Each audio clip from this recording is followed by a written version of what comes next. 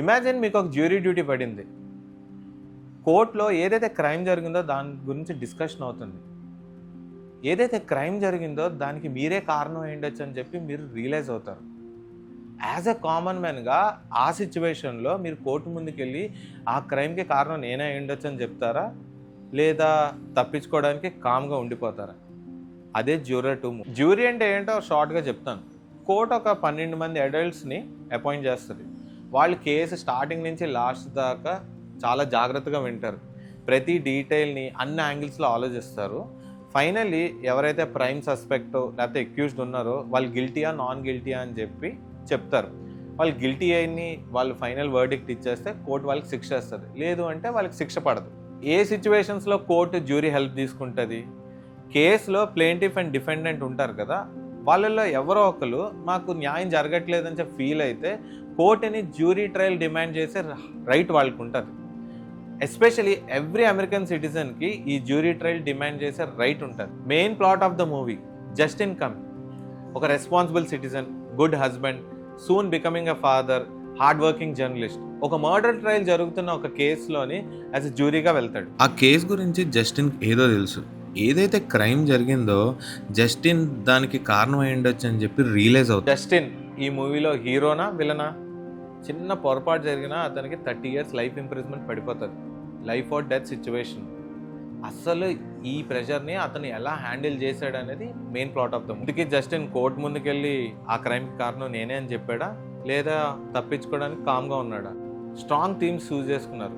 Right versus wrong, truth versus survival. Movie చూసే ఆడియన్స్ని question చేసే విధంగా ఉంటుంది.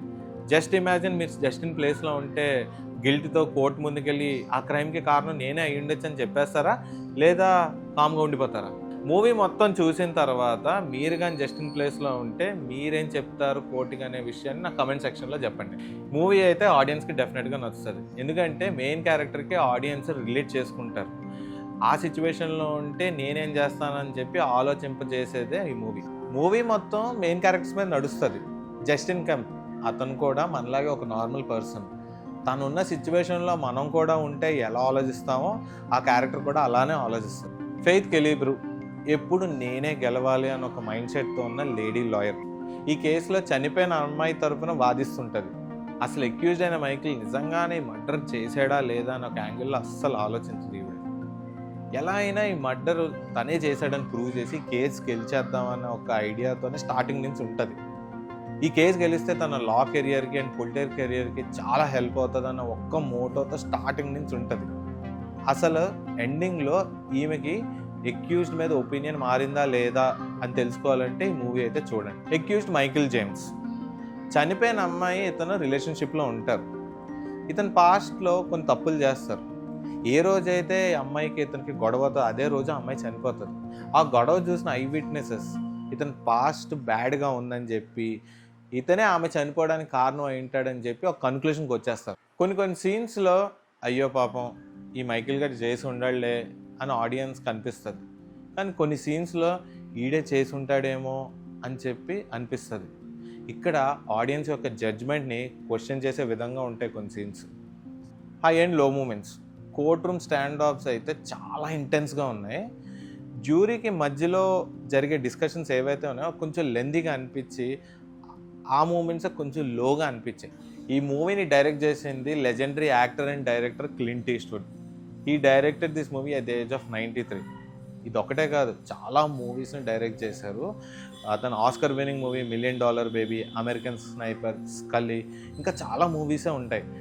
ఇతని మూవీస్ ఎలా ఉంటాయంటే సిస్టమ్ని క్వశ్చన్ చేసే విధంగా, moral ambiguity, right versus wrong, మన జ్యూరర్ 2 మూవీ లాగా, అండ్ క్యారెక్టర్ డ్రివెన్ స్టోరీస్ ఉంటాయి.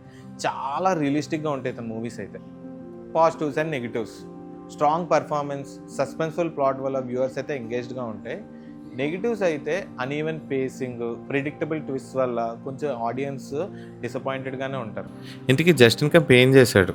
ఆ క్రైమ్ కారణం నేనే అయి ఉండొచ్చని కోర్టుకి చెప్పేశాడా, లేదా తప్పించుకోవడానికి కామ్గా ఉన్నాడా? ఆ అమ్మాయి చనిపోవడానికి రీజన్ జ్యూరీ ప్యానల్లో ఉన్న జస్టిన్ కెంపా, చంపాడో లేదో అని తెలియకుండా అక్యూజ్డ్గా అరెస్ట్ అయిన మైకిల్ జేమ్సా అనే విషయాన్ని మీరు జ్యూరర్ 2 మూవీ చూసి డిసైడ్ అవ్వండి. Final verdict of this video, movie చూడాలా వద్దా? డెఫినెట్గా చూడండి, వర్త్ వాచింగ్. డిజ్నీ హాట్స్టార్లో అవైలబుల్గా ఉంది. నేను ఒక స్లో మూవీ చూడాలి, యట్ సస్పెన్స్ఫుల్గా థ్రిల్లింగ్గా ఉండాలి. Go watch juror 2. Video end చేసే ముందు లాస్ట్ టైం లాగే మా రిక్వెస్ట్, మా ఛానల్కి సబ్స్క్రైబ్ చేసుకోండి, బీవీకే వ్లాగ్స్. కమెంట్ చేయండి, వీడెవడో బాగానే చేశాడ్రా వీడియో అనిపిస్తే మీ ఫ్రెండ్స్కి షేర్ చేయండి. అండ్ ఇట్లాంటి మూవీ సజెషన్స్, సిరీస్ సజెషన్స్తో మీ ముందుకు వచ్చేస్తాం. లాస్ట్ టైం చెప్పినట్టు కొత్తగా రిలీజ్ అయిన తెలుగు మూవీస్ కూడా చూసి వాటి యొక్క రివ్యూస్ ఇస్తాం. And always remember movie lovers, no movie is perfect. ప్రతి మూవీలో పాజిటివ్స్ అండ్ నెగిటివ్స్ ఉంటాయి. Until then, by.